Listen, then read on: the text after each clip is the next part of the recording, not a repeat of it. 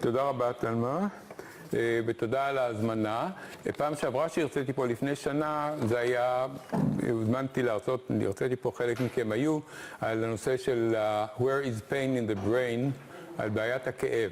ההרצאה פעם היא הרצאה ביוזמה שלי, אני יזמתי אותה כי היה לי חשוב לתת את ההרצאה הזאת לאנשים שעוד זוכרים שהיו שותפים, שעבדו ביחד עם השחקנים המרכזיים שאני אציג אותם ואני אספר על התרומה שלהם, כי איכשהו יצא שהתרומה הישראלית למחלת קרויצפלד יעקב היא תרומה משמעותית מאוד, ולמרות שהמחלה הזאת היא מחלה נדירה והיא מחלה חשובה, מחלה שזכתה עד עכשיו בשני פרסי נובל למרות נדירותה, וכדאי לראות מה התרומה של בית הספר לרפואה שלנו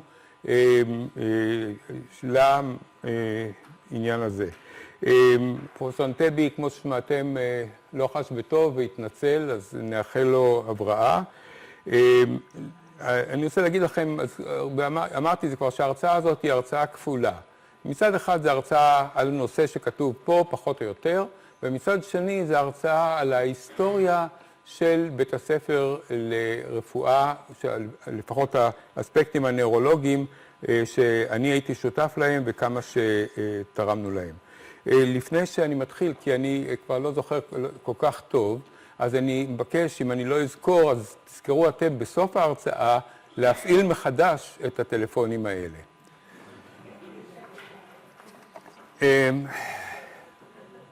מחלת קרויצפלד יעקב. אוקיי, אז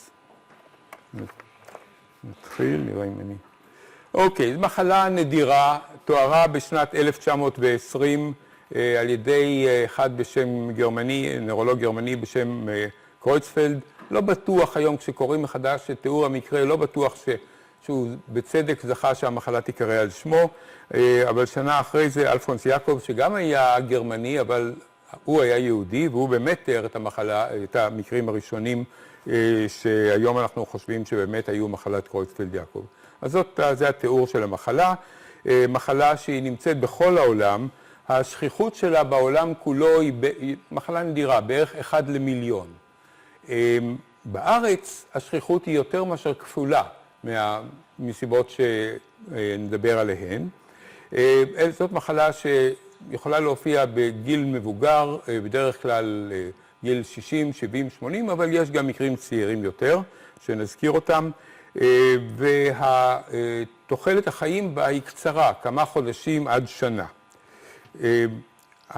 אני התעסקתי במהלך השנים הרבה עם המחלה הזאת וכתבתי מאמרים רבים שחלק אני אזכור, והרציתי באמריקן אקדמי אוף ניורולוגי כמה פעמים, נתתי הרצאות, ארגנתי סמינרים, הוזמנתי לתת סמינרים בנושא הזה, כך שאני מדבר פה בתור חצי בר סמכה.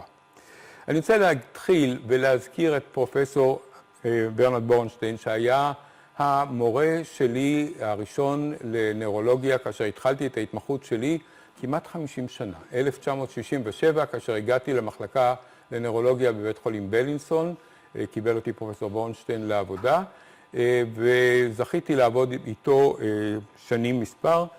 פרופסור בורנשטיין, למי שלא יודע, לא זוכר, לא הכיר, נולד בקרקוב, למד תחנות הבאות בחיים שלו, היו בווינה ובפראג, ששם הוא למד רפואה, נוירולוגיה, התמחה בנוירולוגיה, ואחר כך חזר לקרקוב, הגיע לגטו של קרקוב, הגיע לגטו של אושוויץ, הגיע לגטו של מיידנק, ועלה ארצה אחרי המלחמה, וייסד את המחלקה לנוירולוגיה בבית חולים בלינסון, שהייתה אחת מהמחלקות החשובות בארץ.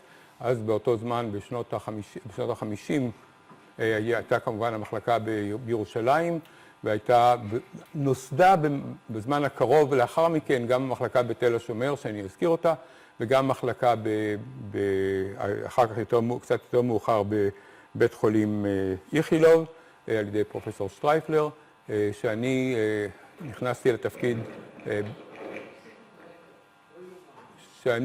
לתפקיד בשנת 1981, כאשר הוא פרש לגמלאות. ההיכרות שלי הראשונה עם המחלה הזאת הייתה בשנת 1967. הגעתי למחלקה וראיתי חולה, ובין 67 לשנת 68 ראינו 6 חולים ממחלת קרויצפלד-יעקב.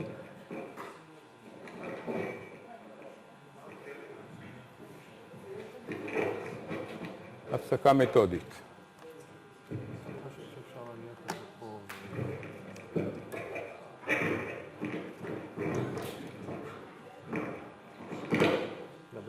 טוב, אולי עכשיו אתם שומעים יותר טוב. תודה. הגעתי למחלקה לנוירולוגיה בבית חולים בלינסון, ושם תוך זמן קצר היו לנו בטיפולנו 6 חולים, עד כדי כך שזה זכה לפרסום. זאת הייתה הפעם הראשונה שמחלת קרויצפלד-יעקב זוהתה בארץ, וזה היה דבר מפתיע. אני צריך להגיד שהתרומה שלי למאמר הזה הייתה קטנה ביותר, כל כך קטנה שאני במשך שנים לא רשמתי אותה ברשימת המאמרים שלי כאשר הגשתי את ה-CV שלי להעלאה בדרגה, לא היה, אבל עכשיו אני הכנסתי את זה מטעמים היסטוריים בכל זאת. ואני אזכיר את השמות של המחברים כאן.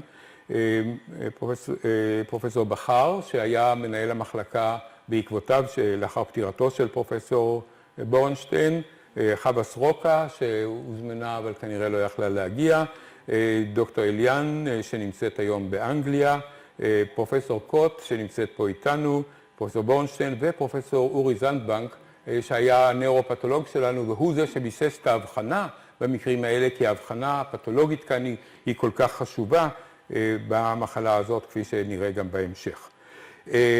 זה המאמר שפורסם אז ברפואה, מאמר קצר שתיאר את המחלה, תיאר את ההסתמנות של החולים שלנו, תיאר את הפתולוגיה שלהם.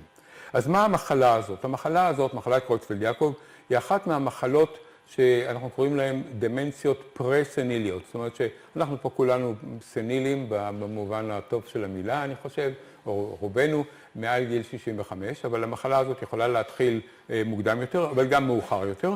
זאת אומרת, אנחנו לא מחוסנים מפני המחלה, שיכולה להופיע בתור ירידה קוגניטיבית שדומה קצת למחלת אלצהיימר, אבל מתקדמת הרבה יותר מהר.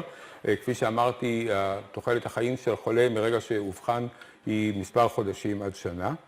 בחולים אחרים יש הופעה בצורה של תמונה צרבלרית. התמונה הצרבלרית הזאת תוארה גם כן בבית חולים בלינסון, על ידי פרופסור קוט, פרופסור זנדבנק ופרופסור בורנשטיין. לפעמים הפרעות בדיבור או בבליעה, לפעמים תמונה פרקינסונית, לפעמים הפרעות בראייה, לפעמים שינויים בשרירים, ובסופו של דבר החולים מגיעים למצב של קומה ונפטרים במצב אנוש זה. אחד מהדברים שמאפיינים את החולים האלה זה התכווצויות מיוקלוניות, שהם באופן פתאומי קופצים קפיצות מיוקלוניות. הקפיצות המיוקלוניות האלה הם לעתים המצב שגורם לרופאים לחשוב על המחלה, אם לא חשבו עליה עוד קודם, למרות שכל אחת מהתופעות האלו, אם הן מופיעה בלי סיבה אחרת ומתקדמת במהירות, מחייבת לחשוב על המחלה הזאת. אז זה מה שיש לי להגיד לגבי המחלה הזו. לחולים האלה, ברגע שהם מגיעים, אומרים שאומנם המחלה קיימת רק כמה שבועות או כמה חודשים, אבל עוד כמה חודשים קודם היו עוד תופעות שהן תופעות לא ספציפיות של קצת עייפות, קצת קושי בריכוז, שינוי באישיות, הפרעות בדיכאון או עיבודי משקל, הפרעות בשינה או בתיאבון, כל מיני תופעות שהן לא ספציפיות, וכמובן כשרופא המשפחה רואה אנשים עם תופעות כאלה, הוא לא יכול לחשוב ולא יכול לחשוד, ואין לו סיבה לחשוב ברוב המקרים שמדובר במחלת קרויצפלד-יעקב, והיוצאים מן הכלל שבהם כן צריכים לחשוב על זה, אני אזכיר בהמשך. וכמובן שזה לא ספציפי, ואז יש לנו הבחנה מבדלת כשחולה מגיע מכאן ועד להודעה חדשה, אבל זה חומר לימוד לסטודנטים או מתמחים בנוירולוגיה, ואני לא אזכיר את זה פה. אני כן אזכיר פה את קרלטון גיידוצ'ק. קרלטון גיידוצ'ק, פרופסור שעבד בארצות הברית רוב הזמנו ב-NIH, שקיבל את פרס נובל על הגילויים שלו במחלה הזאת בשנת 1976, אני קצת קפצתי, מ-1967 ל-1976, אבל אני אמלא את הקפיצה הזאת, מה שקרה בזמן הזה, אבל החשיבות שלו היא גדולה מאוד, מפני שהוא תיאר את המחלה הזאת לראשונה, לא בתור מחלת קרויצפלד-יעקב, אלא בתור מה שנקרא קורו. זאת מחלה שפוגעת באיזשהו שבט נידח בגינאה, בפפואה ניו גינאה, ששם מספר גדול מהאנשים שהיו שייכים לאותה קבוצה אתנית סבלו מהמחלה, והפיזור של המחלה היה מוזר. בדרך כלל כשאנחנו רואים מחלה שהיא מצומצמת לקבוצה אתנית מסוימת או לקבוצה גיאוגרפית מסוימת, אנחנו חושבים שאולי זה נישואי קרובים ואולי זה איזשהו דבר גנטי, וזאת הייתה המחשבה, אבל זה לא הסתדר, מפני שהאנשים שחלו במחלה היו נשים, רק לעתים רחוקות מאוד גברים וילדים. בניגוד למה שאמרתי קודם על מחלת קרויצפלד-יעקב, מחלת קורו, שהייתה די דומה במניפסטציות הקליניות למה שאני תיארתי, פגעה במידה רבה מאוד בילדים. ומה שגיידוצ'ק הצליח לחקור את הדבר הזה, הוא היה רופא צעיר כאשר הוא הגיע לפפואה ניו גינאה, הוא היה אמריקאי, אבל לאחר סיום ההתמחות שלו נסע לאוסטרליה, ומטעם ממשלת אוסטרליה הלך לעזור בתור קצין רפואה באוקיינוס השקט, ושם הוא הגיע גם לפפואה ניו גינאה, ודאג וראה שם את החולים האלה. אתם רואים תמונה של אישה, זה לא ילד שניסה פה על הכפיים, אלא זאת אישה שירדה, כפי שאתם רואים, במשקל, ונראתה רע מאוד, ובאמת מצבה היה גרוע. והוא בדק ומצא, או העלה את ההשערה שזה לא דבר גנטי, אלא מה שעוד יכול להסביר שכיחות גבוהה של מחלה באזור מסוים, באזור מצומצם, בקבוצה אתנית מסוימת, זה אולי איזושהי חשיפה לאיזשהו גורם בסביבה. והוא חיפש את זה, ובסופו של דבר הוא הגיע למסקנה המדהימה שהגורם הסביבתי הזה היה אכילת אדם. אנחנו אומרים שהאימהות היהודיות אוהבות את הילדים שלהם כל כך שהן רוצות לאכול אותם, שם זה התבצע בפועל, וכאשר מישהו מת, אכלו אותו, אכלו את בשרו, והצורה של אכילת הבשר הייתה שאת החלקים, את השרירים, עד כמה שנשארו, בולעים או אוכלים הגברים, כי הם צריכים את הכוח.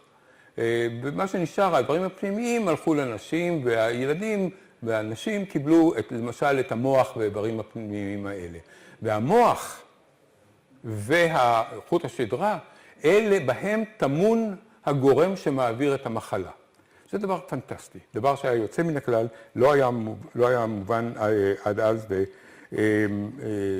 וברגע שהדבר הזה הובהר, אז האנשים האלה שהיו פרימיטיביים במובן שלנו, אבל לא טיפשים, הבינו את הדבר הזה והפסיקו את הקניבליזם, והמחלה הזאת כמעט נעלמה. החולה האחרון תואר לפני כ-20 שנה, ומאז אין חולים כאלה. וגם הוא, כפי שאנחנו נראה אחר כך, נדבק במחלה שנים רבות קודם לכן. זאת אומרת, למחלה הזאת יש מאז שנחשפים לגורם עד להופעת המחלה, יכולה לעבור תקופה ארוכה של לעתים חודשים, אבל בדרך כלל שנים ולפעמים עשרות שנים. ומאז שאנשים הבינו את הדבר הזה, וגם עזרה לזה העובדה שהגיעו לשם מיסיונרים נוצרים, אז הנצרות לא מעודדת אכילת בשר אדם, אז הם הפסיקו את הפעולה הזאת, והמחלה נעלמה מעל פני השטח. גיידוצ'ק תיאר את המחלה הזו, ביחד עם חבר לעבודה זיגס, במאמר שהתפרסם בשנת 1957 ב-New England of Medicine, היה מאמר מוביל. המחלה הניוונית של מערכת העצבים המרכזית בניו גינאה, ההופעה האנדמית של קורו באוכלוסייה המקומית. רק לאלה שלא יודעים, קצת שלא זוכרים, הגיאוגרפיה, פפואה ניו גינאה, נמצאת כאן באזורים האלה, ורק בחלק קטן מפפואה ניו גינאה, זאת פה אוסטרליה, זה לא רחוק מאוסטרליה, לכן הגיע לשם גיידוצ'ק. באזורים האלה, רק באזור חלק קטן מאוד, לא בכל פפואה ניו גינאה, אלא רק באזור המצומצם הזה הייתה המחלה, למרות שגם במקומות אחרים הייתה נהוגה שיטה של ההזנה מהמתים של קניבליזם, אבל שם זה לא היה, רק בקבוצה הזאת היה, והמחלה נשמרה שם ולא עברה למקומות אחרים. אם כן, זאת ההיסטוריה של קורו, וכאשר גאיושק חזר לארצות הברית, הוא מצא את התצפית המעניינת, בביופסיות או בבדיקות לאחר המוות של המוחות של החולים האלה, ראה שינויים שהם מאוד בלתי רגילים, של שינויים של מצב ספוגני של המוח. זאת אומרת, המוח מאבד, זאת הצורה, זה המוח הנורמלי, ובאותה הגדלה, ביופסיה או דגימת מוח של חולה בקרויצפלד יעקב, או של קורו במקרה הזה, ואתם רואים פה את הספוגיות שרואים פה, והתמונה הזאת שהוא ראה בקורו, זהה למה שהוכר, היה ידוע כבר במחלת קרויצפלד יעקב. אז הוא אמר, מעניין מאוד, שתי המחלות האלה, שהן מבחינה קלינית דומות, בהרבה מובנים, ומבחינה פתולוגית הן זהות, אולי יש ביניהם קשר יותר עמוק. וזה עוד דומה למחלה אחרת שהייתה ידועה, שזאת מחלה שפוגעת בכבשים ובעיזים, והיא מוכרת באירופה, במיוחד באנגליה, במשך שנים רבות. אתם רואים פה את הכבשה הזאת באמצע, המסכנה מדולדלת הבשר, לעומת בנות העדר שלה. והמחלה הזאת שנקראת סקרייפי, היא נקראת סקרייפי כי הכבשים האלה היו מגרדות את עצמן בגדרות של המכלאה עד שהצמר היה נושר מהם, ומחלה מוכרת עם אותה פתולוגיה במוח, והיא הייתה פגעה בעדרים מסוימים ועדרים אחרים היו חופשיים. עוד פעם, דבר מעניין, ולא היה ברור מה הרקע שלה, מה הגורם לה, אם זה גורם גנטי או תורשתי או גורם אחר. היום אנחנו מכירים הרבה מחלות שממלאות את הקריטריונים האלו, שהן כולן מחלות נדירות. הסקרייפי שהזכרתי, Transmissible Mink Encephalopathy, באותו דבר בעדרים של איילים, ה-BSE, ה-Bovine Spongiform Encephalopathy, זאת מחלת הפרה המשוגעת בבקר, שהייתה מגפה גדולה באנגליה שנשלטה ונדבר עליה אולי אחר כך, ואותו דבר גם יש מחלות דומות בחתולים, בייחוד חתולי משפחות החתולים, נציגי משפחות החתולים שנמצאים בגני חיות, זאת אומרת כבשים ואריות וחיות מהקבוצה הזאת, שגם הם חולים דווקא, אנחנו לא יודעים שזה קורה אצלם בטבע, לעומת ה-TME, ה-Transmissible Mink Encephalopathy, שכן קיים ב-Chronic Wasting Disease של DRNL, שנמצא בטבע, המחלות האלה בחתוליים דווקא מצאו אותם רק בבעלי חיים שנמצאים בגני חיות, מסיבות שנדבר עליהן אולי אחר כך. בבני אדם יש שלוש מחלות שונות שהן שייכות לקבוצה הזאת, מהבחינה הזאת, שלמרות שהן שונות זו מזו מבחינת ההופעה הקלינית, הפתולוגיה שלהן זהה. זאת אומרת, כאשר רואים את המוח, לא ניתן להגיד אם זה מאחת או מאחרת. באחת זה מחלת קרויצפלד יעקב, אחת זה מחלת גרסמן שטראוסר שנקר, והשלישית זה פטל פמיליה לאינסומניה. אנחנו נדבר בעיקר בהרצאה הזאת על המחלה הראשונה, CJD, אבל אני אזכיר גם את המחלות האחרות, וחשוב לדעת שיש כמה מחלות כאלה. הנקודה הבאה בהיסטוריה הישראלית הייתה תיאור של עוד 6 חולים שחלו באותה המחלה. הפעם זה מהקבוצה של תל השומר, שם במחלקה לנוירולוגיה היו גם כן 6 חולים, תוארו הפעם לא בעיתון ישראלי, אלא כבר הגיע הזמן לעלות דרגה ולייצא את המידע הזה.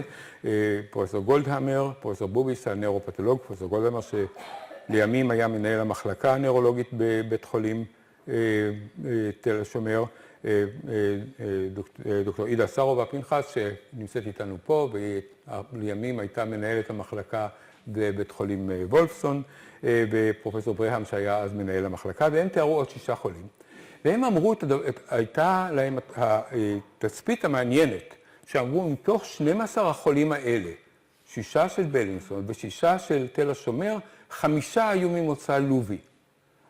עכשיו, זה דבר שהוא ראוי לציון, אבל מי יודע מה המשמעות שלו. בסך הכל היו בארץ אז, בשנות ה-50, עלו ארצה יוצאי לוב, עלו ארצה בערך 30,000 אנשים מלוב בעלייה, בהגירה הגדולה מלוב, כאשר המלך אידריס ירום הודו נתן רשות לאוניות של צים, להגון בנמלים של לוב ולהביא את האנשים ישר לחיפה.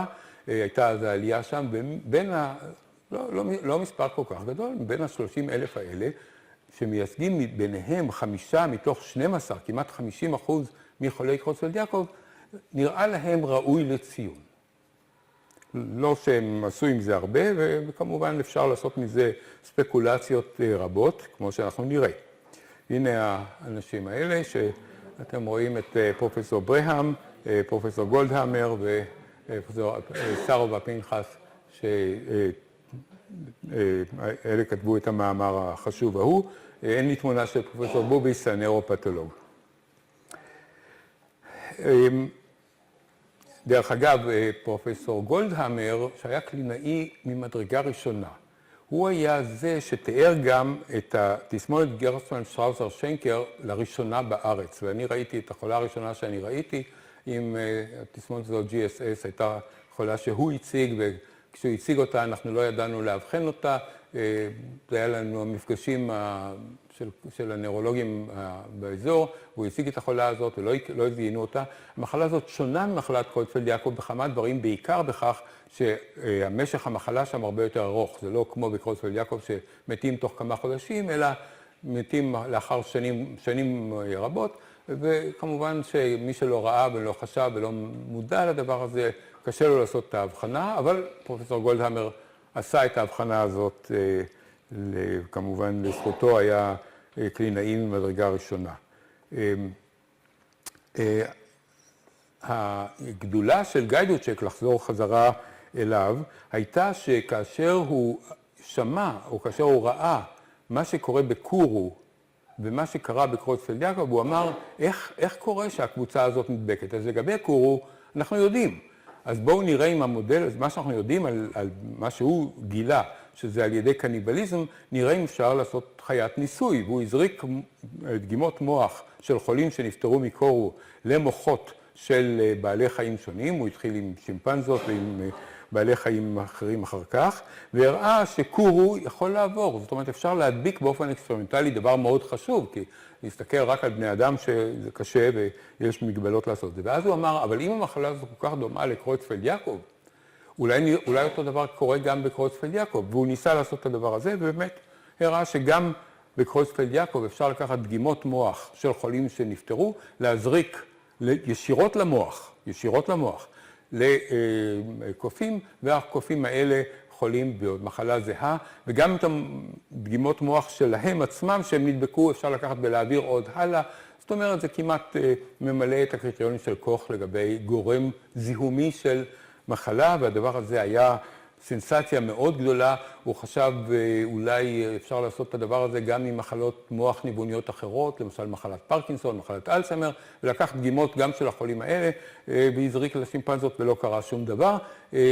זה דבר שעולה עכשיו מחדש שוב פעם. על כל פנים, התברר שגם מחלת קרויצפלד יעקב, כמו מחלת קורו, ניתנת להעברה על ידי הזרקה ישירות למוח, וכאשר בעל החיים קיבל את ההזרקה הזאת, הוא מפתח את המחלה הקשה הזאת, ולא ניתן להגיד האם המחלה נגרמה על ידי דגימה שנלקחה מחולה קרויצפלד יעקב, או מחולה קורו, או מבעל חיים שנדבק קודם בהעברה נוספת, כולם בדיוק אותו דבר, זאת אומרת, זה נראה בדיוק אותה המחלה.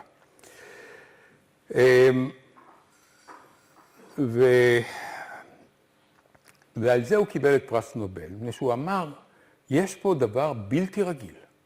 יש פה איזשהו העברה על ידי משהו. המשהו הזה הוא כנראה איזשהו וירוס, זה בטח לא חיידק.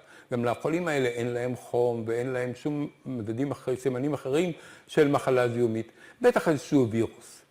אבל לא וירוס רגיל, לא וירוס, אחד מהווירוסים הרגילים, מפני שלמשל, אפשר לעשות אינאקטיבציות של וירוסים על ידי חימום, על ידי קרינת על סגולית או פורמלדהיד, וזה לא עובד על הדגימות האלה.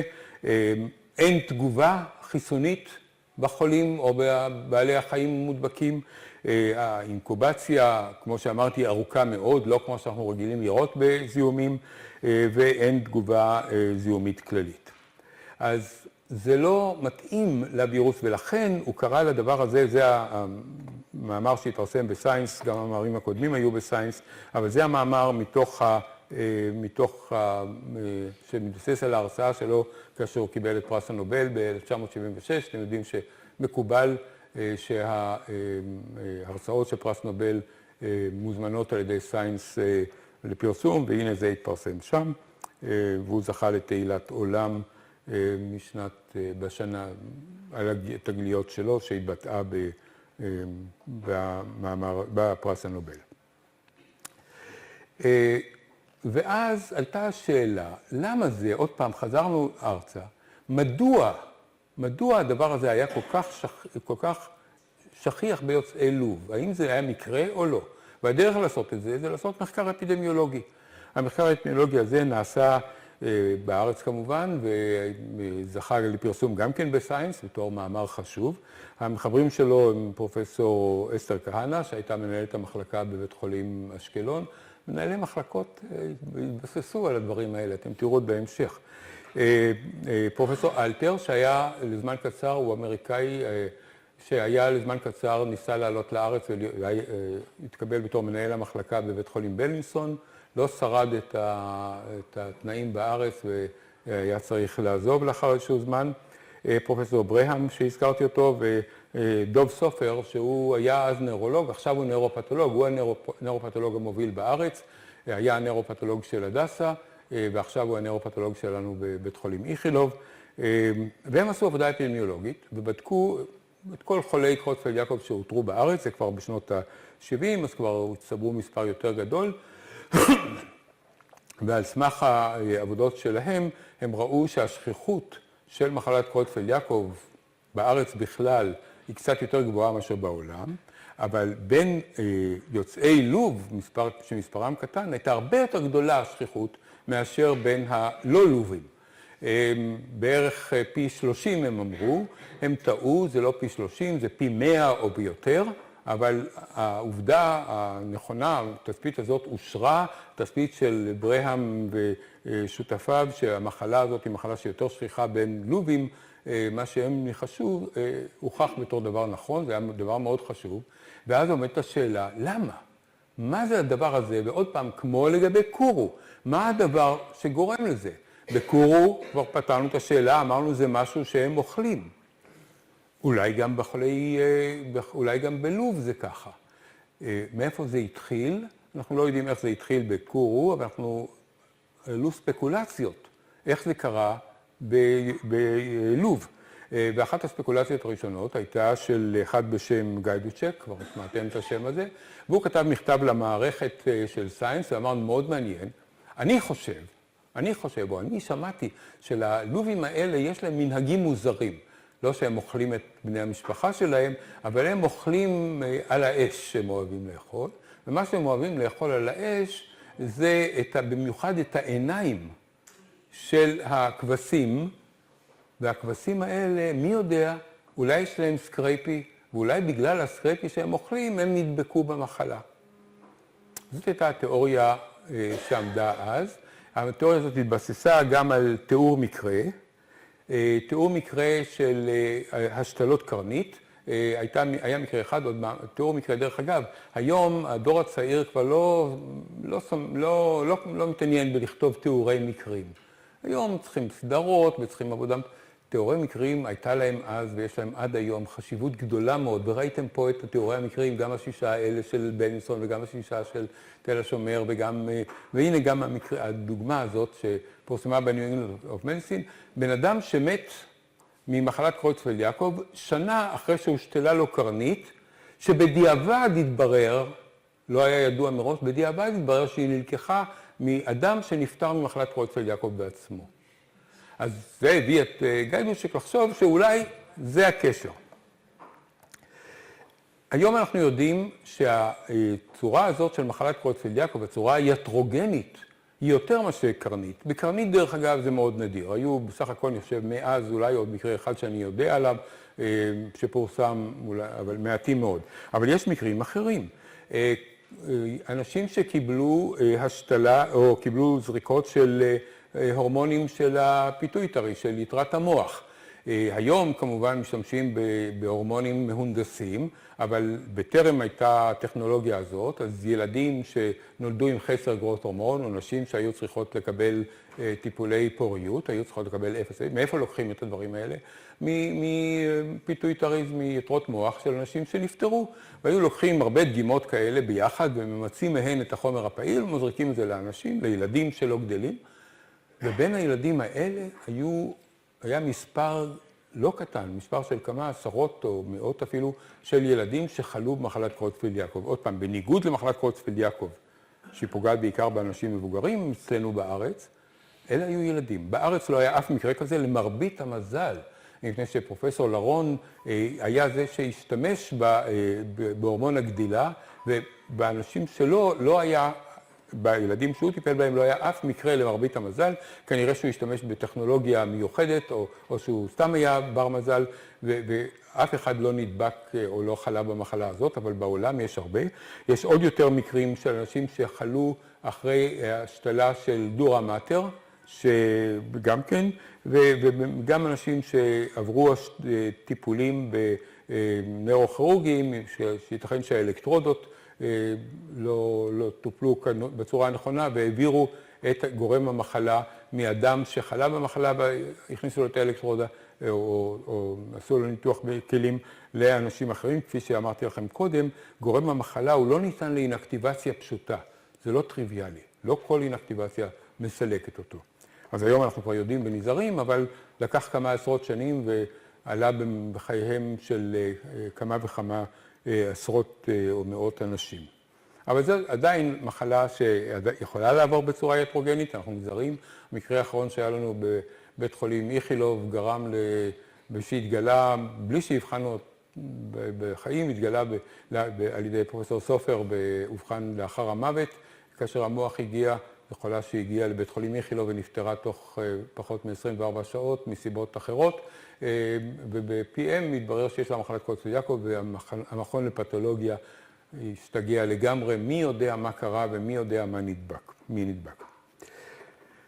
אני אחזור לאיש הזה, קרלטון גיידוצ'ק, מפני שכמה שנים יותר מאוחר, בשנות ה-80, כמו שאמרתי, אני נכנסתי לתפקידי בתור מנהל מחלקה בבית חולים איכילוב בשנת 81, ובין השאר כמובן הגיעו גם חולי קרויצפלד-יעקב, והייתה לי הזדמנות לפגוש את קרלטון גיידוצ'ק הזה באיזה כינוס מדעי בז'נבה, והייתה שם, היה איזה קוקטייל פארטי, ואני בתור מרצה הוזמנתי גם כן לקוקטייל פארטי הזה, וניסיתי לדבר עם קרלטון גיידוצ'ק, בכל זאת איש פרס נובל, לא פשוט היה לדבר איתו, בעיקר כי הוא רצה לדבר ולספר, והוא היה מאוד עשיר בנתונים ובתיאוריות, איש מדהים, אבל ניסיתי להגיד לו שהתיאוריה שלו, של הקרניות, לא נכונה, לא יכולה להיות נכונה.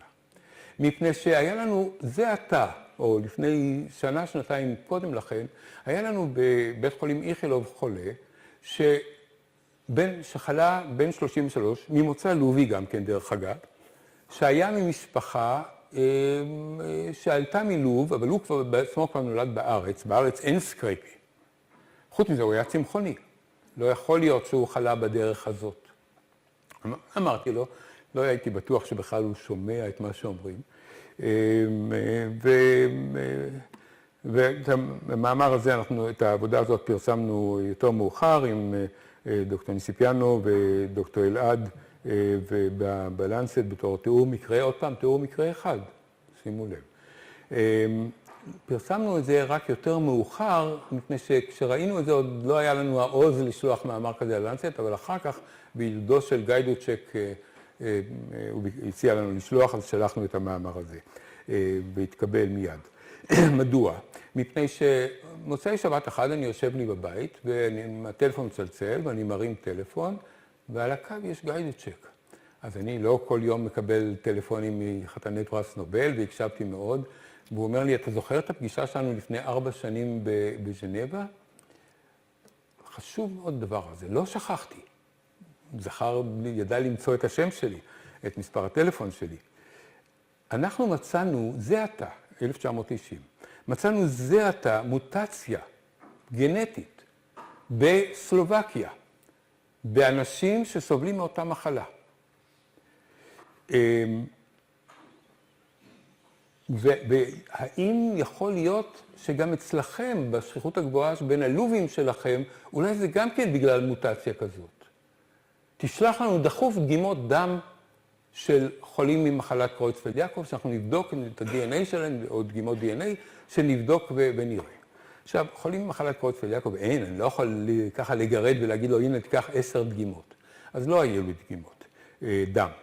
אבל יש נקודה אחרת, כי אנחנו, לא נכנסתי לעניין הזה, אבל אני אזכיר שמחלת קרויצפלד-יעקב אין לה טיפול למעשה. הטיפול הוא סופרטיבי כמה שאפשר, טיפול הרגעתי.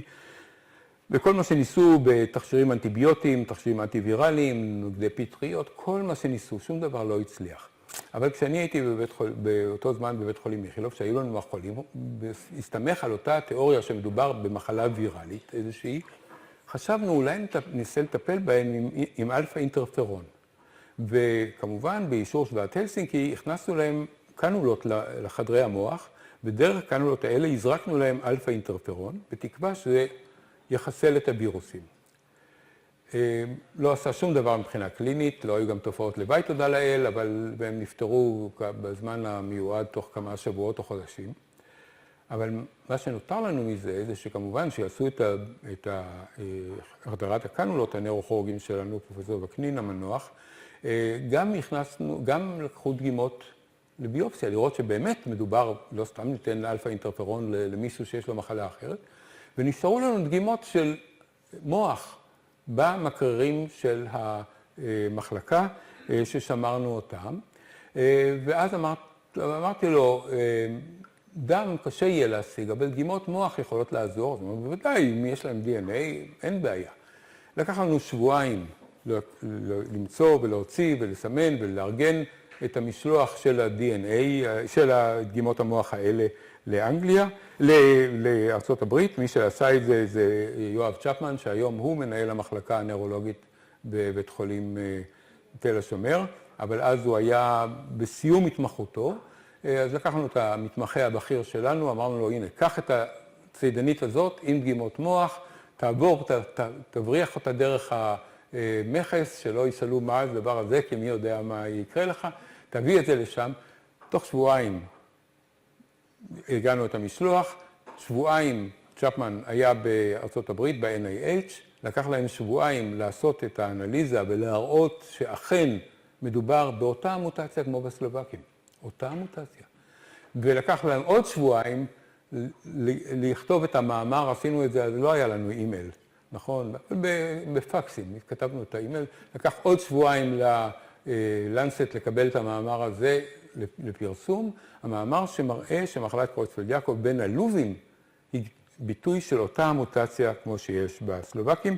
דרך אגב, אנחנו מצאנו את המוטציה הזאת לא רק ביוצאי לוב, אלא גם ביוצאי טוניסיה, במיוחד ג'רבה, שזה צרכים מעשיים אותו דבר כמו לוב, אבל גם בחלק בטורקיה, חולה אחד מטורקיה ואחד ביוון, אז כנראה שהיו איזשהם קשרים משפחתיים כאלה ואחרים באגן הים התיכון בין היהודים פה ושם, והמחלה הזאת עברה לשם. ואנחנו פרסמנו את הדברים האלה קודם בלנסט, ועכשיו גם ב-Annals of New York Academy of Science, ב-1991, עוד פעם יואב צ'פמן וקבוצה מה-NIH, גולדפר, בראון וגיידושק, יש לי כאן, ולצ'פמן יש כמה וכמה מאמרים משותפים עם חתן פרס הנובל הזה. אז מעניין שהמסקנה הייתה שהמחלת קרויצפלד-יעקב בין הלובים, שבהתחלה חשבו שהיא מחלה מדבקת, מחלה שניתנת להעברה, אולי מסקרפי שאולי יש בלוב ואולי אין, למעשה זאת מחלה גנטית. וזה בגלל מוטציה נקודתית בחלבון, בגן שהוא הגן שאחראי ליצירה של חלבון מסוים. חלבון מסוים שנקרא, היום הוא נקרא חלבון הפריונים, אז עוד לא ידעו, לא על החלבון הזה ולא על תכונותיו ולא ידעו על קיומו בכלל, עד שהמחלה הזאת גילתה אותו. לקח כמה חודשים, והנה קבוצה בירושלים אישרה את הממצאים שלנו, אנחנו עשינו את זה בשליחה מהירה ללנסט, והם כיבדו את זה במאמר הרבה יותר גדול מבוסס ב-New England Journal of Medicine, אבל אנחנו הקדמנו אותם, ופה האנשים זה האנשים של הקבוצה מסן פרנסיסקו והקבוצה בירושלים. עוד פעם אתם רואים פה את אסתר כהנא בתור מחברת, זאב מיינר שהוא נוירולוג מוביל בירושלים, ועודד אברמסקי, עמיתי שהיה מנהל המחלקה בירושלים, ורות גביזון שמנהלת עד היום את מעבדת הפריונים, מעבדה הזאת שמתעסקת במחלה הזאת בהדסה בירושלים, וסטנלי פרוזינר, שבמעבדה שלו נעשתה העבודה החשובה הזאת. סטנלי פרוזינר קיבל את פרס נובל גם על המחלה הזאת, כפי שאני תכף אגיד לכם. אז קיצור, קבוצה מכובדת, מאמר יפה מאוד שהגיע למקום טוב ומצוטט בכל מקום.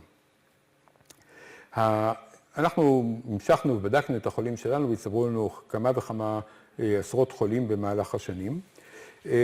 ואנחנו יכולים היום לסכם את הדברים האלה. אנחנו יודעים שמחלת קרויצפלד-יעקב גנטית, הצורה הגנטית, היא צורה נדירה יחסית. רק אולי 10% מחולי קרויצפלד-יעקב סובלים ממחלה גנטית.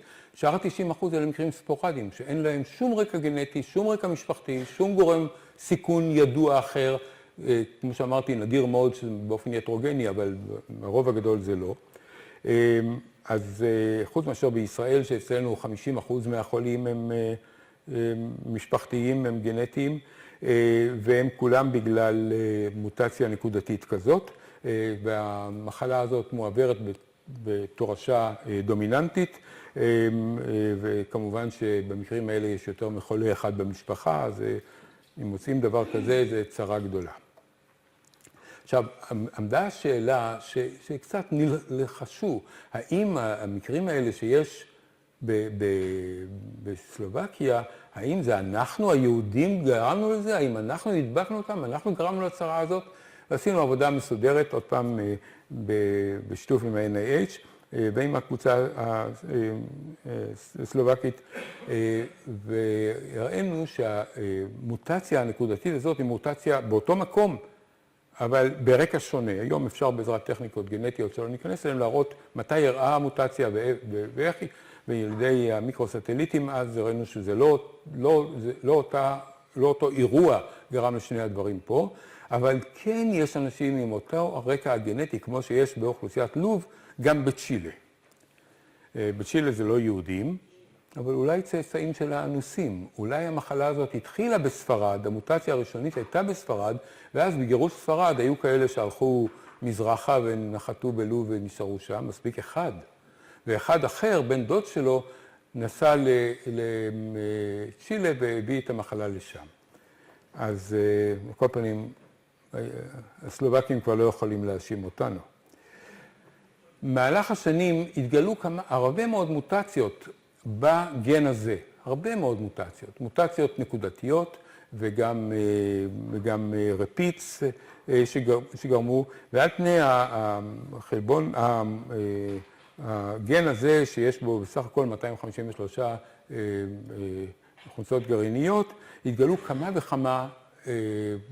וכמה מוטציות שכולן גורמות למחלות פריונים. לא כולן למחלת קרויצפלד-יעקב. חלק גורמות למחלות האחרות שהזכרתי, GSS או Fatal Familial Insomnia. זה מאוד מעניין, ואני חושב שזה מקרה, אני לא מכיר עוד דוגמה שמוטציה בגן אחד יכולה לגרום למחלות שונות מבחינה קלינית, לגמרי. ידוע שמוטציה מסוימת יכולה לגרום לכמה פנוטיפים, אבל שמוטציה אחת גורמת לפנוטיפים מסוג א', ומוטציה אחרת באותו הגן גורמת לפנוטיפ שני, ומוטציה שלישית גורמת לפנוטיפ אחר לגמרי, זה דבר שהוא אני לא מכיר לו עוד דוגמה, ומעניין, ואין לי הסבר לדבר הזה, אבל דבר שראוי לציון. עוד פעם, אני חוזר לעניין תיאורי המקרים. אחד מהמקרים שהיו אצלנו, התברר לנו שהחולה הזה, אשתו, גם כן נפטרה ממחלת קרויצפלד-יעקב. דבר מדהים, מפני שאם ככה, אולי צריך להיזהר, אולי המחלה הזאת ניתנת להדבקה, לא על ידי שהוא אכל אותה, הוא חלה, אבל אולי איכשהו מגע ביניהם, והחולים שלנו כולם מטופלים על ידי בני המשפחות שלהם, בטח לפני שקובעים את המחלה, אבל גם אחר כך, והשאלה אם זה דבר מסוכן. שאלה גדולה. אז תיאור המקרה הזה לימד אותנו שכנראה שלא, מפני שגם הבעל וגם האישה היו נשאים של המוטציה, שניהם היו ממוצא לובי, והמשפחה שלהם הייתה משפחה גדולה, וזה מאמר שפרסמנו בניורולוגי שאומר שזה ששני בני משפחה חולים, זה לא בגלל ששניהם נחשפו לאותו הגורם, אלא מפני ששניהם יש להם את אותה, במקרה הזה, לפחות את אותו הרקע הגנטי. עוד דברים יכולנו לרכוש וללמוד מהמקרה הבלתי רגיל הזה. למשל, עמדה השאלה, האם מחלת קרויצפלד-יעקב, הלובית, והמחלה הספורדית, הם באמת אותה מחלה, או שהם רק נראים אותו דבר. אולי נכון שהקליניקה היא אותו דבר, נכון שהמוח נקרא אותו דבר, אבל האם המחלה הגנטית, שהיא קורית באופן גנטי, גם כן ניתנת להעברה? אז עוד פעם לקחנו את הדגימות מהחולה הזה, ועוד פעם שלחנו ל-NIH, ועוד פעם הזריקו את הדגימות המוח האלה לשימפנזות שם, והשימפנזות שם חלו. אז זאת אומרת שגם המחלה הגנטית, וזה עוד פעם דבר מדהים, שמחלה גנטית ניתנת להעברה, לא בצורה שאנחנו מכירים את העברה של מחלה הגנטית, ניתנת להעברה מחולה לבריא, שלא נושא את הגן החולה. דבר חסר תקדים. זה סגירת מעגל, כי קודם חשבנו שהמחלה הזאת נגרמת על ידי הדבקה. נכון? אבל אנחנו רואים שלא. עכשיו אנחנו רואים שהמחלה הגנטית ניתנת להעברה. זאת אומרת, כאילו סגירת מעגל. פה המאמר הזה, השותפים שלי פה, זה צ'פמן הזכרתי, פרופסור רבי, שלימים היה מנהל, עבד אז באיכילוב, היה סגן שלי שם, ולימים היה מנהל המחלקה בבית חולים אסף הרופא, פרופסור אינזלברג, שהייתה אז מתמחה אצלנו, גמרה את ההתמחות אז, ולימים הייתה מנהלת המחלקה בבית חולים מאיר. בקיצור, הישראלים פה מתקדמים יפה. עוד דבר שאפשר היה ללמוד כאן, מהמקרה הזה, עוד פעם, מתיאור מקרה אחד. כי אם שני בני משפחה נושאים את הגן, אז עומדת השאלה, והמחלה היא בתורשה דומיננטית, זאת אומרת, מספיק שאבא היה חולה, או שאמא הייתה חולה בשביל לקבל את המחלה, אבל מה קורה אם שניהם נושאים את הגן? אז יש סיכוי כפול לילדים לחלות, ויכול להיות שאחד מהצאצאים יקבל מטען גנטי כפול של מוטציה גם מהאבא וגם מהאמא. מה קורה לו? ואספנו כמה מקרים כאלה שהתבררו, וראינו שהמחלה אצל אנשים שיש להם דאבל קריירס היא בדיוק זהה מבחינה קלינית לחולים שיש להם רק הורה אחד שהעביר להם את המחלה, וזה מה שנקרא true מחלה דומיננטית, true dominant, אותו דבר תואר גם במחלת הנטינגטון דרך אגב, אבל אפשר היה לצפות לדברים אחרים גם כאן, ועוד פעם פה הקבוצה שלנו, עם אלי סיימון, גם כן שנוסף פה אסתר כהנא, תרז טרווס, ואלה הנוירולוגים שפה. אז עמדה השאלה, המחלה הזאת היא דומיננטית, אבל האם כל מי שנושא את הגן באמת חייב לחלות במחלה?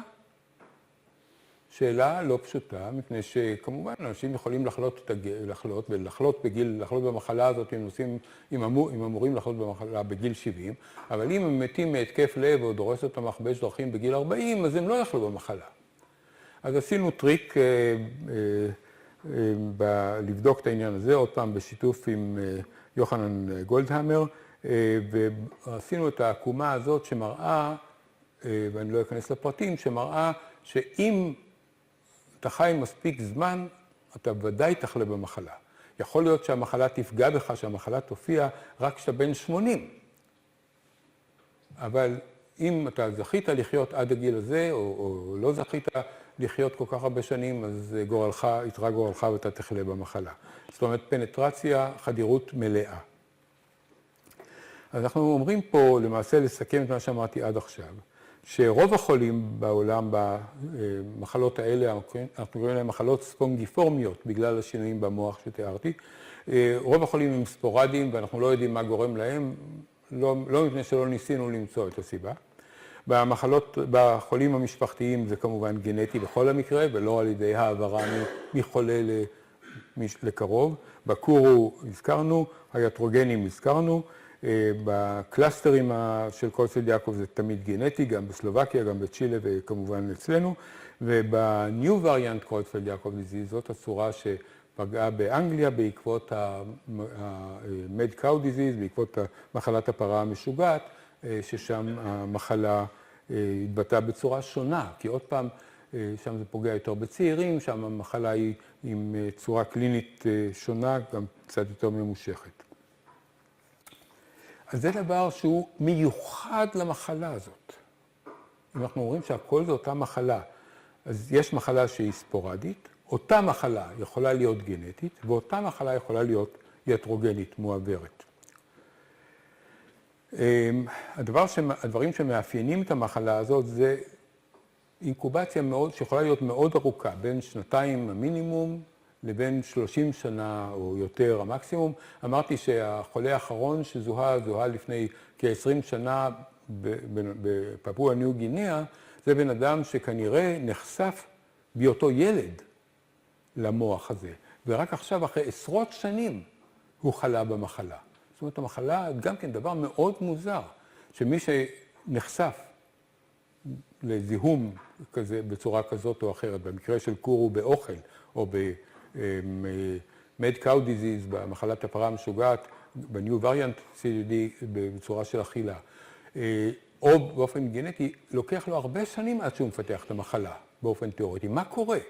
מה קורה במוח של האנשים במשך התקופה הארוכה הזאת? מחלה שהיא תמיד פטאלית, עם משך מחלה קצר, כמו שאמרתי, והיא מחלה שהיא ניתנת להעברה, אבל לא נכון לקרוא לה מחלה זיהומית או מחלה מדבקת.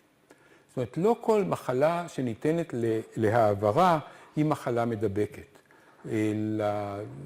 צריכים קצת להבין את ההבדלים בין הדברים האלה. אני אזכיר לנוירולוגים פה את הדוגמה שאני יכול לתת, שמחלת מיאסטניה גרביס היא מחלה שניתנת להעברה. היא לא מדבקת, אבל ניתנת להעברה. למשל, אנחנו יודעים שנשים שסובלות מחלת מיאסטניה גרביס והן בהיריון, הילדים שלהם, הילודים, יכולים לסבול מיאסטניה גרביס לתקופה קצרה. זאת אומרת, המחלה ניתנת להעברה, היא מועברת, אבל היא כמובן לא מחלה מדבקת. אז לא וקרויצפלד יעקב זה אותו דבר, זו מחלה שהיא ניתנת להעברה, אבל היא לא מחלה מדבקת. ההבחנה, אנחנו עושים היום את ההבחנה באמצעים קצת יותר מתוחכמים, על ידי בדיקה של נוזל השדרה, שיש שם חלבונים שהם טאו ו-1433, שהם חלבונים נורמליים של המוח של כל אחד מאיתנו וכל בעלי החיים, אבל הם בריכוזים הרבה יותר גבוהים בחולים, כאשר יש מחלת קרויצפלד יעקב, זה דבר אופייני, אבל לא מספיק הבחנתי. יש שינויים אופייניים ב-EEG של התפרקויות ריתמיות, פעם אחת לשנייה בערך, ורואים שינויים ב-MRI שהם עוזרים מאוד בהבחנה. אלה העבודות שלנו שהראינו, ודוקטור רוני מילור שנמצא פה באולם, שותף לעבודות האלה, וכל הקבוצה האחרת שכבר הוזכרה מקודם ואני לא אחזור עליהם, ובדקנו את רוני מילור שהוא היום מנהל המחלקה בבית חולים ברזילי. שינויים ב-MRI שהם שינויים אופייניים, שינויים ב-EEG שאמרתי שהם אופייניים, כל הדברים האלה עוזרים לנו מאוד בקביעת ההבחנה כאשר אנחנו איננו יודעים אותה. לעשות את ההבחנה באופן ודאי, אנחנו צריכים את הביופסיה של המוח. ואנחנו עושים את זה. כאשר יש צורך, אז אנחנו לא מהססים עם אמצעי הזהירות הקפדניים ביותר שנדרשים. הנוירוכירורגים באיכילוב עוזרים לנו מאוד בקביעת ההבחנה הזאת על ידי ביצוע ביופסיה מהמוח. ויש כל מיני שיטות שאני לא אכנס אליהן, אבל אין דבר כזה, אין שום שיטה מעבדתית שאין לה לא false positive ולא false negative. וגם פה יש את ה-false negative האלה, תוארו מקרים לא על ידינו, על ידי בקבוצה באנגליה, שאנשים שסבלו מהמחלה הזאת, כפי שאפשר היה להראות על ידי הקליניקה ועל ידי העברה, כאשר הביופסיה של המוח שלהם, או לא הראתה, אפילו באוטופסיה בחלק מהמקרים, לא הראתה את הסימנים האופייניים של המחלה.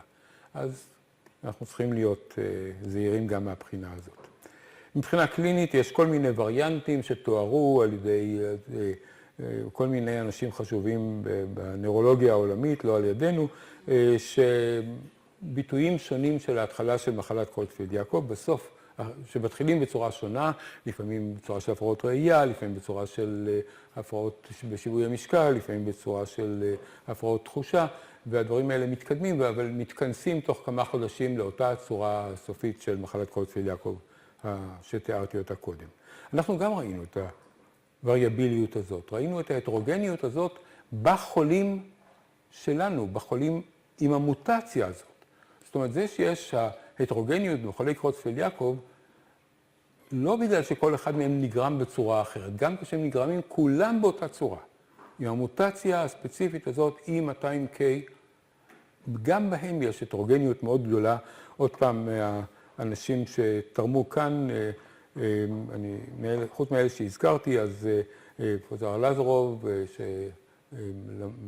שהיה במשך שנים רבות באיכילוב, ואחר כך היה מנהל המחלקה בבית חולים אסף הרופא במשך שנים, והוחלף על ידי פרופסור רבי, שהזכרתי אותו קודם. אז הוא תיאר, הוא הודיע לנו יום אחד שיש חולה שהוא חשוד למחלה הזאת. הוא אמר, החולה הזה, יש לו לא את הצורה הרגילה, הוא לא נרדם, לא יכול לישון. עכשיו אנחנו רואים שיש לו מחלת קרויצפלד-יעקב, אבל הוא הגיע בגלל זה שהוא אלינו לפני כמה שבועות, כי הוא לא היה מסוגל להירדם. והצורה הזאת, ה-fatal insomnia, היא צורה שכאשר היא משפחתית, היא נגרמת על ידי מוטציה שונה מה-E200K שיש בלובים, ואצלו באמת, אצלו כן הייתה המוטציה הזאת, הוא כן היה לובי, אבל היה לו גם את הפרזנטציה, למרות זה הייתה לו את הפרזנטציה של אנשים שיש להם מוטציה לא בקודון 200, אלא בקודון 178, שזה הקודון שמאפיין את ה-fatal familial insomnia. גם אנחנו תיארנו את ההפרעות התנועה, בסימנים הפרקינסונים שהזכרנו אותם, שיש במספר גדול של חולים. דוקטור שבתאי, שהוא אחד מהנוירולוגים הטובים אצלנו במחלקה, תיאר או שם לב לעובדה שחלק מחולי קרויצפלד-יעקב, המחלה שלהם מתחילה ברעד קשה. זה מזכיר את הסקרייפי שיש לכבשים ולעיזים שהם מגרדים את עצמם, אנחנו מניחים בגלל זה שמגרד אותם, אבל הם מתגרדים עד נשירת הצמר שלהם, מתגרדים בגדרות. האנשים האלה היו מגרדים את עצמם עד זוב דם. ותיארנו את זה גם כן, והיום ראינו את זה עוד פעם, ומצאנו גם את הביטויים המוחיים של התופעה הזאת, איך הדברים האלה, מה האזורים במוח שאחראים לשם. תקפים אפילפטיים בתור התחלה של קרויצפלד-יעקב דיזיז, פרופסור מירי נויפלד תיארה את המקרים האלה איתנו, והיא גם שמה לב שהחולים האלה, למרות שהמחלה הזאת היא מחלה של המוח בלבד, חשבנו, יש להם גם שינויים בעצבים הפריפריים, שהם לא מוסברים, אבל הם מופיעים, דרך אגב, הם תוארו גם במקומות אחרים בעולם, אבל רק בחולים שיש להם את המוטציה הזאת. רק ב-E200K, חולים ספורדיים אף פעם לא תוארו, חולים עם מוטציות אחרות אף פעם לא תוארו, אז יש משהו מיוחד בחולים האלה. ויש עוד כל מיני מניפסטציות אחרות, נדירות שאני לא אזכיר אותן. אחד מהדברים שאנחנו הצלחנו לעשות, וזה דבר מעניין וחשוב, שכמובן כשיש מישהו שיש לו מחלת קרויצפלד-יעקב גנטית, אז ברור, והוא חולה בגיל 70, אז ברור שיש לו ילדים, בני 40 נניח, בשנות ה-40 לחייהם, שחצי מהם נושאים את הגן הפתולוגי ובוודאות יכלו במחלה אם הם יחיו מספיק זמן, עד גיל 80. והשאלה שעומדת, ושרמזתי עליה כבר קודם, מה קורה? כמה זמן לוקח? עשרות שנים. מה קורה בזמן הזה? מתי המחלה מתחילה במוח, לא מתי היא מתחילה קלינית. בשביל לעשות את הדבר הזה, לבדוק את הדבר הזה, עשינו MRI של החולים, ובדקנו שתי קבוצות של אחים. האחים שנושאים את המוטציה, והאחים שאינם נושאים את המוטציה. כמובן יש להם אותו הרקע, זה קבוצת ביקורת אידיאלית, אנשים שיש להם גם זה וגם זה, גם יש להם אותו הרקע הגנטי חוץ מהמוטציה הזאת, יש להם אותו הרקע הסביבתי, יש להם, הכל דומה חוץ מאשר הדבר הזה. ואפשר היה להשוות את ה-MRI באלה ובאלה ולראות מה ההבדלים שיש, וראינו שיש הבדלים, והשינוי העיקרי שמצאנו זה שינוי בתלמוס. זה אנשים שהם פרסימפטומטיים, הרבה שנים פרסימפטומטיים. וכבר יש להם שינויים, יש להם איזשהו שינוי במוח שלהם. זאת עבודה שנעשתה, עוד פעם, מי שהוביל את העבודה הזאת זה יואב צ'פמן ואיסק פרוכובניק ישראלי אחרי שלמד בארץ, עבד במאונט סיני בניו יורק הרבה שנים ונפטר לפני 3 שנים כבר, והוא הוביל את זה, השיג גרנט יפה מה-NIH בשביל לבדוק בדיוק את הדבר הזה, ואנחנו ממשיכים את העבודה הזו יחד, היא מתבצעת בתל השומר. החוקר הראשי פה היה יואב צ'פמן, עכשיו מי שמקדם את הנושא הזה זה דוקטור אורן כהן שם. וראינו גם דברים אחרים, שינויים נוספים במוחות, ב-MRI, בחולים האלה עם מחלת קרויצפלד-יעקב. ועכשיו אני אגיע עוד פעם לסטנלי פרוזינר, שכמו שאמרתי, הוא קיבל את פרס הנובל השני בשנת 1997, אבל ראיתם את המאמר שלו מכמה שנים קודם לכן, מ6 שנים קודם לכן, בשנת 1991 עם הקבוצה הירושלמית שאישרו את הממצאים שלנו על המוטציות, אבל יש לו הרבה עבודות בתחום הזה, והוא למשל כתב עוד שנים רבות לפני כן, הוא טבע את המושג פריונים. והתרומה שלו הייתה תרומה מאוד חשובה, מפני שהוא הראה שהגורם המעביר, הווירוס הלא קונבנציונלי הזה, הוא לא וירוס, אין לו DNA ואין לו RNA, זה אנחנו יודעים, כי עובדה שהשיטות לאינאקטיבציה של וירוסים לא עבדו על זה, אלא הוא חלבון. זאת אומרת, חלבון בתור גורם אינפקטיבי, חלבון שאפשר לקחת את החלבון מחולה, להזריק אותו למוח של בריא, והבריא הזה יחלה גם כן, לקחת ממנו את אותו החלבון הזה ולהעביר אותו עוד הלאה. חלבון בתור גורם מועבר, זה תקדים בלתי רגיל. קונספט חדש לגמרי של חלבון בתור מעביר מחלה, וזה הדבר שזיכה אותו בפרס נובל, הוא קרא לזה פריונים, יש כאלה אנשים עם נפש רעה שאומרים שהוא קרא לזה פריונים בשביל לזכור פרוזינר, את השם שלו, אבל אני בטוח שזה לא נכון, והמשיך לכתוב על הביולוגיה של המחלות הפריונים עוד ועוד ועוד, עד שנתנו לו את פרס נובל, ולא הפסיק, וממשיך לחקור את הדבר הזה במרץ רב גם עכשיו. אני הזמנתי אז בזמנו על ידי פרופסור רותם לכתוב מאמר מערכת בנושא הזה, ואמרתי, הדברים היוצאי דופן במחלה כל כך נדירה הזאת. א', שמחלה יכולה להיות גנטית, ויכולה להיות מועברת באותה מידה. שיכולה להיות ספורדית ויכולה להיות משפחתית. שמצאנו את המוטציה, זיהינו את המוטציה שלא היה בטוח, שלא חשבו שהיא קיימת בכלל, בחולים הספורדיים קודם. ושהמחלה הזאת ניתנת להעברה על ידי חלבון, דבר תקדים בלתי רגיל. אז זאת ההיסטוריה של הפריונים בקיצור, שחלבונים מדביקים, infectious proteins. זה התיאוריה של פרוזינר. החלבון הזה, החלבון הפריון, הוא חלבון נורמלי, שקיים בממברנות של תאים, של נוירונים במיוחד, בכל אדם, בכל בעל חיים, מאוד שמור מבחינה אבולוציונית. ובמצב מסוים הוא עובר מהצורה הטבעית שלו, שאנחנו קוראים לה PRP-C, לצורה הפתולוגית, שאנחנו קוראים לה PRP-SC, זאת אומרת סקרייפי, הצורה של סקרייפי,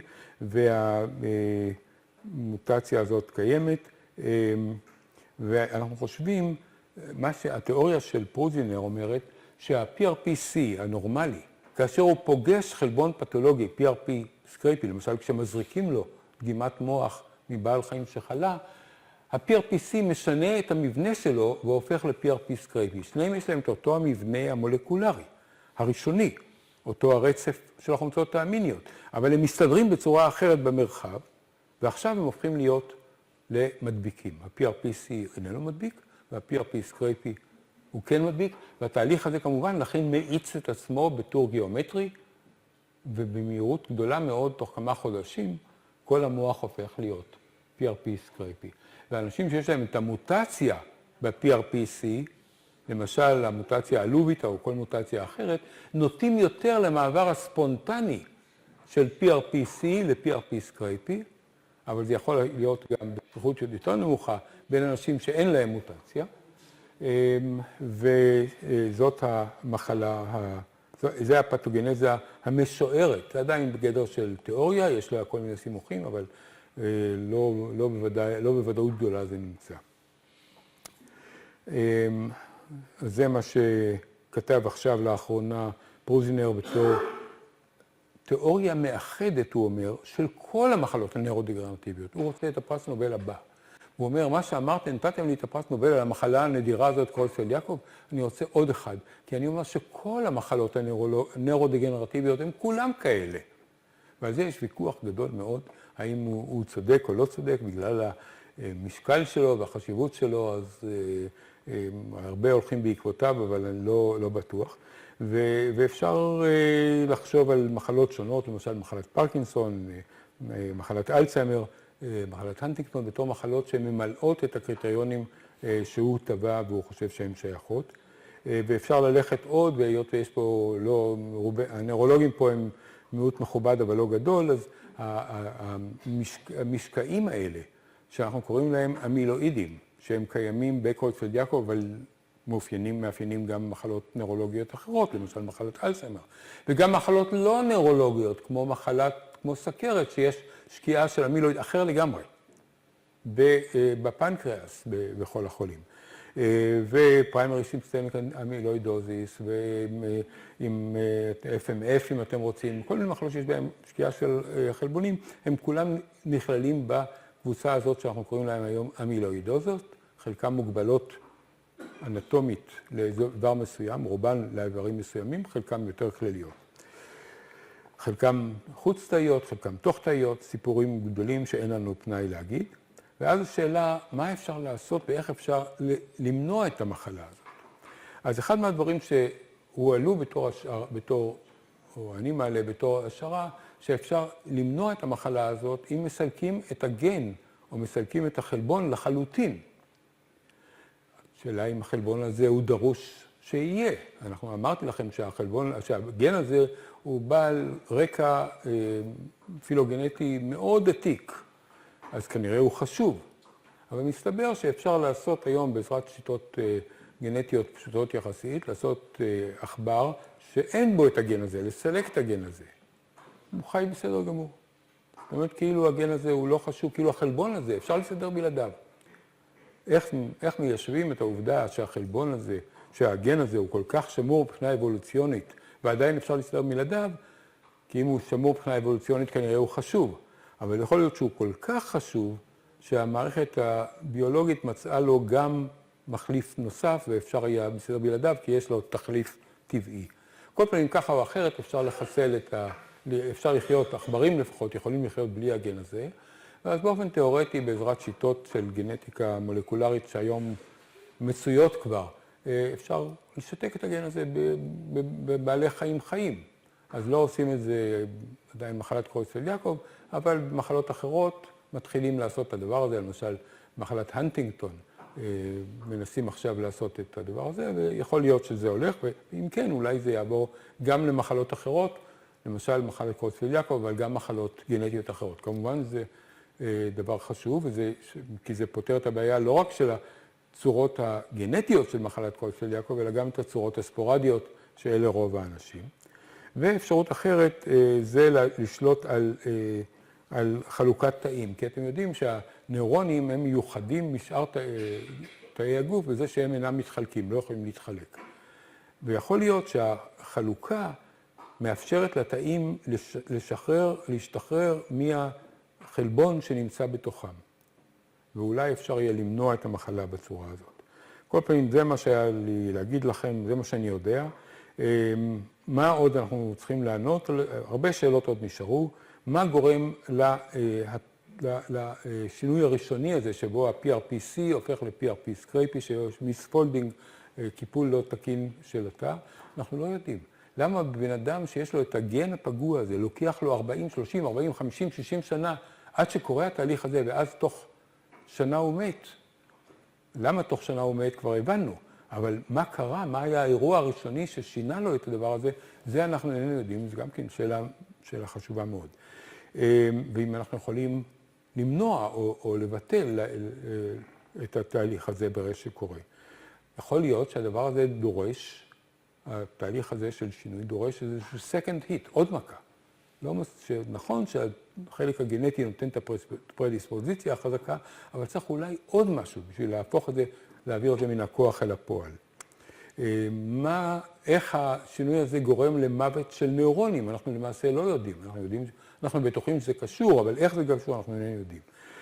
איך קורה שמוטציות שונות, כמו שאמרתי, באותו הגן, גורמות למחלות שהן כל כך שונות? זו עוד פעם שאלה חשובה. אז בזה אני אסיים. אני רוצה להגיד לכם שאני, חוץ מזה שאני אוהב לתת הרצאות, כמו שאתם ראיתם, אני חושב, אני גם אוהב לארגן כינוסים. אני מארגן כינוס כל חודש. רוב הכינוסים שאני מארגן זה בארץ, שהחברה הנוירולוגית וכל מיני אחרים, ואני גם מארגן כינוסים 2, 3, 4 כל שנה ברחבי העולם. כינוס המוביל זה קוני, Controversies in Neurology, שהתקיים בעוד חודש בדיוק בבודפסט, ושם יש לנו בערך 1,000 משתתפים, ושם זה מבוסס על ויכוחים, דיונים. האם פריון פרוטאין, אחד מהדיונים שיהיו שם, זה האם מחלת פרקינסון היא מחלת פריונים גם כן. שכמו שאמרתי לכם, פרוזינר אומר שבטח שכן, קורסין אומר שספק, וכל אחד, פרוזינר לא יהיה שם, אבל יהיה נציג מטעמו. אחד במשך 15 דקות אומר למה זה כן, ואחד במשך 15 דקות אומר למה לא. אז זה פתוח לשאלות לקהל, ואז יש לנו זמן לענות, ואז מישהו מסכם ואומר מה ה-take home message, וחלק מכם כבר היו בכינוסים האלה, ואחרים מוזמנים. זה בעיקר על נוירולוגיה בכל התחומים, החל מאפילפסיה וכאבי ראש, דרך סטרוק ופרקינסון ואלצהיימר וכן הלאה, ואני מודה לכם על תשומת הלב.